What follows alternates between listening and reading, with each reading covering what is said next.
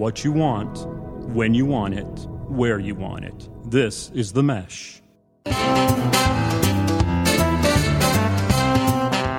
This is a previously recorded episode of Making Living Better on WHKY, Catawba County, North Carolina's radio source for first-person storytelling. I'm going to talk this morning with Justin Fox. This is part of a new feature that we're going to do the first Wednesday of every month. We're working with Catawba County on their new branding program, Making Living Better. And we're going to get to meet some folks who are involved with Catawba County, maybe in different ways, different aspects. And Justin Fox joins us this morning. And I said before you came in, one of the first words I was going to say to you on the air was thank you, because you were a second-place winner in the Edison Awards. I was. Yep. And congratulations on that. Thank you very much. And then you were asked recently to speak at the Chamber's annual meeting. And as you were talking, you mentioned the fact that your mom told you about the Edison Awards because she had heard it on WHKY. She sure did. She's been listening to 1290 since I was a kid. Really? And I mean, it's definitely a way to get the news here in Hickory. For sure. That's good. And your mom's name is? Michelle. Michelle, thank you so much for listening to 1290 AM, 102.3 FM. And you were very kind and generous. You could have said a local radio station, but you actually used the call letters, WHKY, and we appreciate that. Well, that's what we know it as. I mean, that's Hickory. That's the voice of Hickory. Well, thank you very much. We appreciate it. So you were second place in the Edison Awards, and this is a Chamber of Commerce, Catawba County Chamber of Commerce annual competition for entrepreneurs. Yep. So you had a great idea. Tell us about this idea that you came up with and presented for your entry into the Edison Awards. So the idea we came up with was to start a cidery here in Hickory, and that's really a winery where you make wine out of apples. And it was more, we were already doing it or working towards doing it, and we just took the opportunity to present it to possibly win some money. Right. Now, you're not a farmer originally, not a farmer. No. I am a furniture designer. A furniture designer? And that's my full-time career, and I still do that to this day. But we own an orchard in Watauga County, and we're actually working to plant an orchard here in Catawba County as well. So in the Vale area, is that right? Yeah, so right off Probst Crossroads. Okay. So how did you get into this? What was the idea on a cidery? I don't know. We went up to Charlottesville, Virginia for my wife's birthday. UVA, right? Yeah. Okay. Outside of that area, or around there. Right. And the cider market had really taken off there. The Virginia wine scene is really growing at a pretty good rate, and cider's taken off there as well because it was traditionally made in the southeast and in the mountains. Right. And, they had the apples, indigenous to the area. Yeah, absolutely. And same thing here. Right. So we really saw that there, and we had some really good cider. So when we came back, it wasn't available here yet. There wasn't a lot of it. There was some in Asheville, and it was growing, but we couldn't get it here. And so I just decided that I knew I had made beer and I'd made wine before, and I thought, I could do this. So you made beer and wine for the craft? I mean, this is something that you... It was because I was a poor college student, and you could make a whole lot more than you could buy it for. There you go. That's a great idea. So you mentioned your wife's birthday. So you're married, children? I am married. I have two boys. My wife, Erin, and she stays at home with our oldest, West, and our youngest, Abram. Very nice. Very nice. So why Catawba County? You could do furniture. I mean, was that what it was? Furniture that got you to Catawba back County? Here. Yeah, absolutely. I went to Raleigh for a little bit after I graduated from college, but ended up back here because a friend from college actually got me a furniture design job. Okay. And we stayed because we were going to get married, and we had our first son, and my parents still live here, and have for 20 years. And once we had West, it was like, why would we leave? Right. So the parents are here. How about her parents? Are they? They're about 3 hours west of here. Oh, that's good. Her dad actually worked in the area for 4 or 5 years, so we had him close by as well. And they're a day trip away. So for us, it's really the perfect crossroads. Furniture design. That's still now. Are you an upholstered furniture design, or is it case goods, or what do you as far as I do a lot of case goods, contract furniture. I work for HBF currently, and so we do business furniture, Hickory business furniture. So the market's growing. It's coming back around. We do a lot of domestic goods. So it's turned around a lot in the last couple of years. Yeah, I was going to say, at one point in our area, of course, the furniture industry, a lot of it went to China, especially case goods. Yep. things like that. Upholstery seemed to stay. Yep. So what's new in furniture design? Tell me about that. What are we looking at that's new in business furniture? Is it ergonomic designs? Because it used to be just like if a chair looked good and fit under the desk, that was it. Now we got to make sure the back's right and we sit people up straight. Or I'll bring you an NDA to sign before we talk about this next time I come on here. Oh, non-disclosure, Yeah, right? there we Okay, well, go. never mind. We won't talk about what's new in furniture. You know something I did see I thought was kind of neat, though? A desk that rises up every like half an hour, that you're sitting at your desk, and then all of a sudden the desk itself rises up. We don't do those, but I'll have to look into that. There you go. I did not sign an NDA with the other person I was talking about or talking with. So the cider business. What makes Catawba County a good place for the cider business? Is it because you've got apples right over here in Vail? Is it because you got the cidery? I mean, that's one of the things that we're talking about is why Catawba County? Well, it's a little bit of everything. You know, we decided when we wanted to stay, we looked at moving away to a bunch of different places that we'd visited and why the cities were great to live there. And when we decided to stay, I made it a point that if we were going to be here, I wanted to make Hickory the place to be. And so we look at that as we're going to do the cider because we want to do it, but also because we think other people enjoy it as well. And so we're trying to bring that local food scene and trying to make Hickory a destination for things like that. Now, you did not do this growing up. You were not a farmer. No. So how do you go about finding? I'm guessing Extension, North Carolina State Extension is part of it. Where do you go for? But of course, online today. I mean, you know, I can figure out how to fix my own, faucets at the house. You know, absolutely online. But is that where you learned it? Well, I read a lot of books. I read a lot, and Extension's been a big help, especially since we purchased the orchard in Watauga County. But honestly, doing it is the best experience to learn and make mistakes. And we've made, I don't want to say a lot of batches, but quite a few batches that didn't turn out as expected. And you learn from that mistake and you move on and hope that it never happens again. Now, how does cidery work? I mean, when you're talking about making cider, you said it's like wine. Yep, same process. So it's the fermentation. Wine. Yep. So you got you got to pick the apples first, right? Absolutely. We do all that by hand. So you got the family out there working. Yep. How old are the kids? You got the kids out there picking apples? 2.5 and 6 months. So they're not a whole lot of help. No, I was going to say that not the 6, but 2.5. They can go get some of the stuff that's fallen off the ground. We call him quality control. There you go.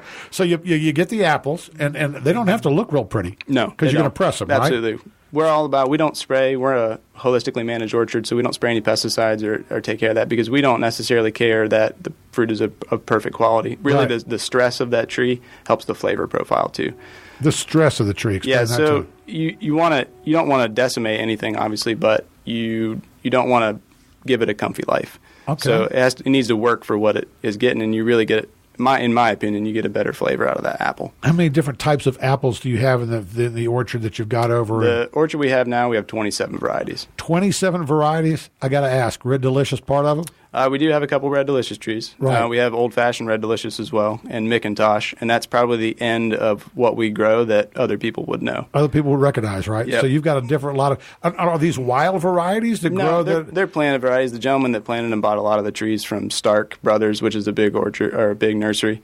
Back in the 80s. And so it was a lot of the things that were popular then, but a lot of the apples were grafted from his family's orchards or friends that grew up in the mountain region that had apples as well. So is the Vail area, Catawba County, is that going to be good for apples? Is that going to be a good place to grow them? I think Davis & Son would tell you that it's a very good place to grow apples. Who? Davis & Son there in Lawndale. Okay. So if you keep going out towards Toluca, and they grow a very large orchard out there. So Catawba Valley is really pretty perfect for growing apples. Really? Yeah, it's moderate temperatures, not too big of swings, but the important thing for apples is you get cold nights.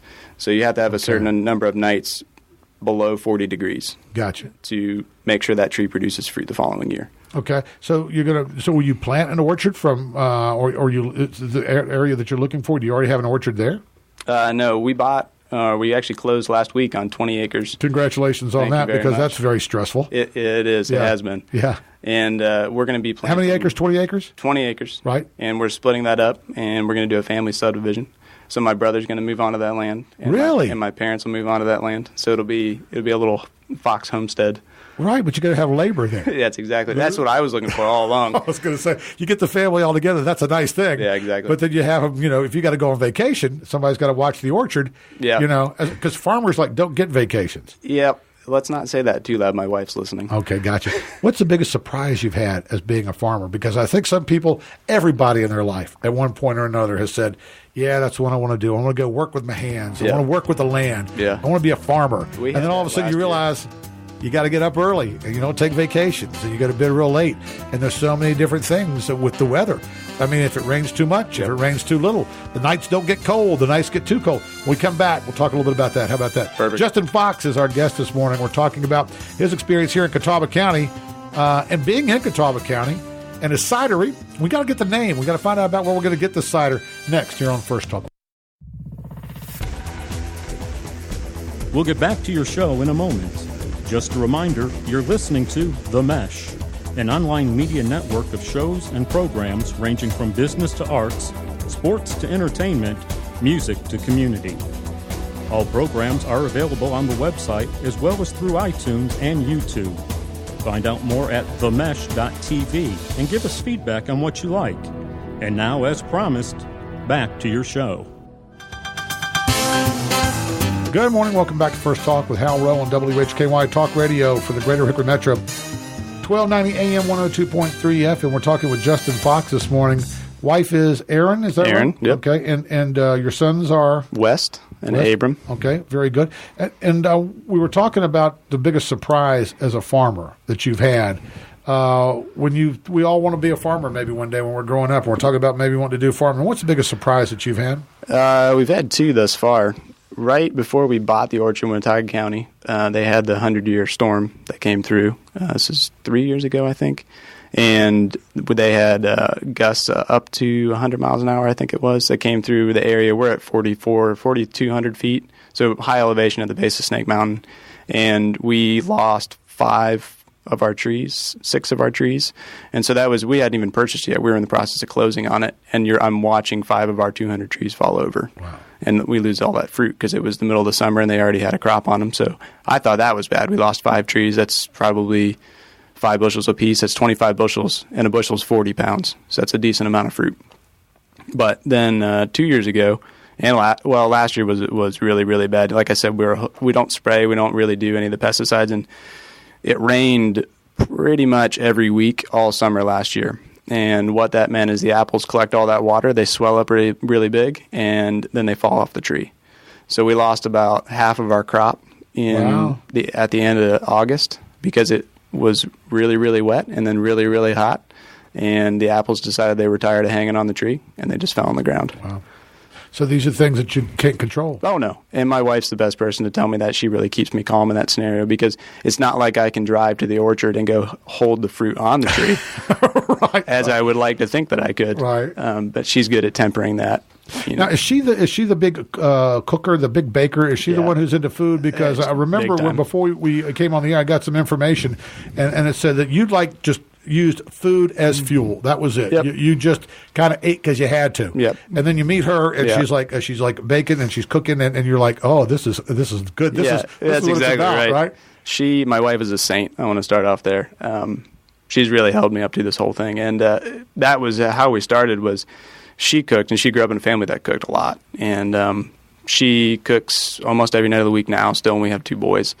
So it's a big task. And when we met, that was a big turning point for me. I was like, I could really do this for a long time if you'll keep making these pies and roast pork tenderloin and things like pierogies. That. And pierogies. I saw pierogies. Yeah, I was wondering how many people who would read this would actually know how to pronounce pierogies. So I was pierogi. Like, good stuff. So my grandmother, on my dad's side, made pierogies growing up. And so she wanted to win me over. And so we cooked pierogies together. We called my mom and got the recipe from her, and we made pierogies. That was one of the things I remember. We made them, and we called my mom back and said, this batch says it makes 24 pierogies. We've made it, and we only got 4. And I remember that they were like the size of a dinner plate.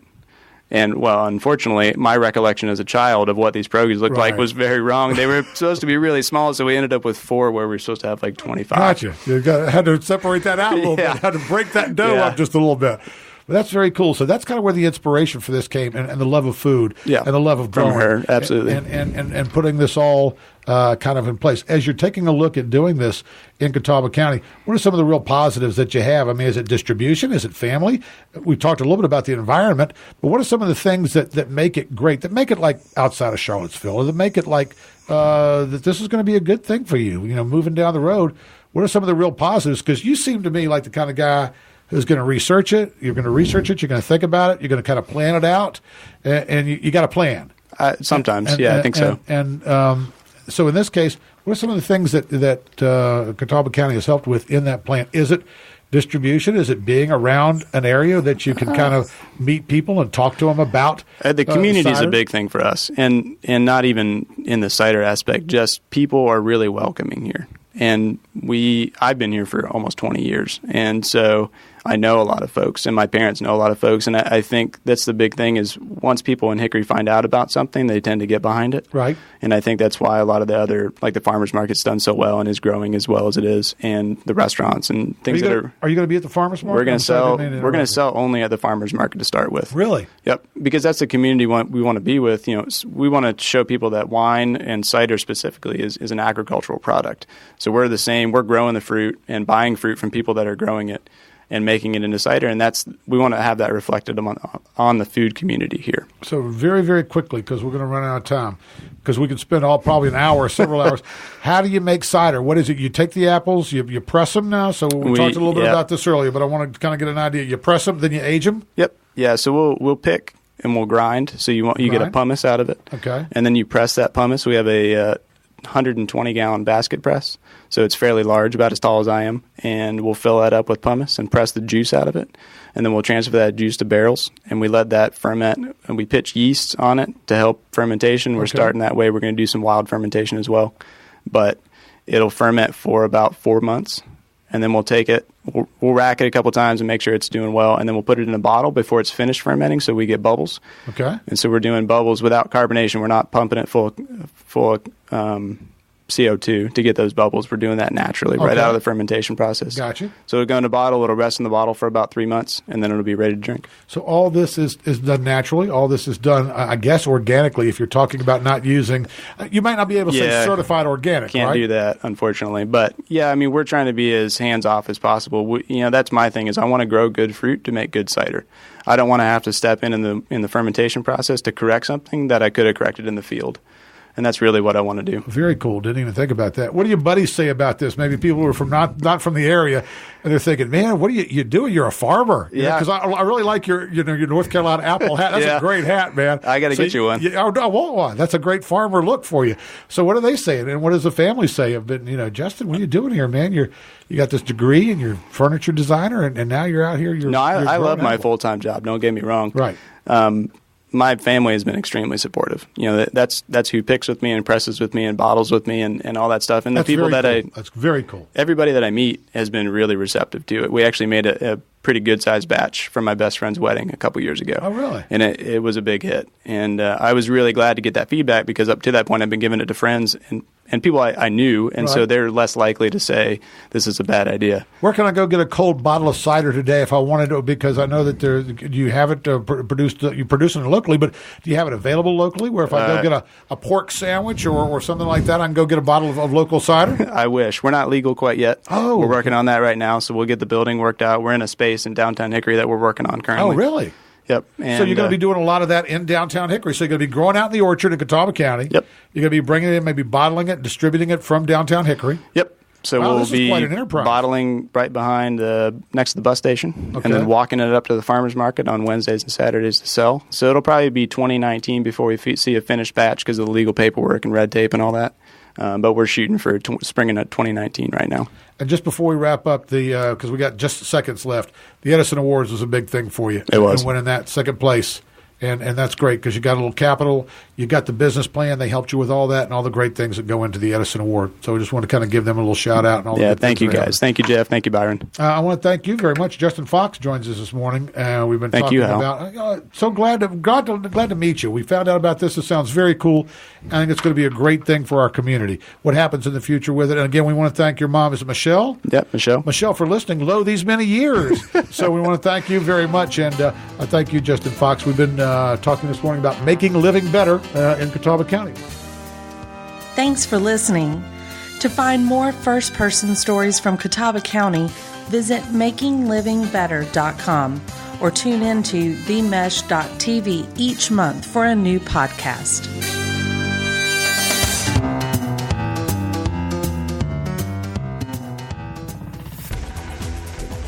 You've been listening to The Mesh, an online media network of shows and programs ranging from business to arts, sports to entertainment, music to community. All programs are available on the website as well as through iTunes and YouTube. Check us out online at themesh.tv. Discover other network shows and give us feedback on what you just heard.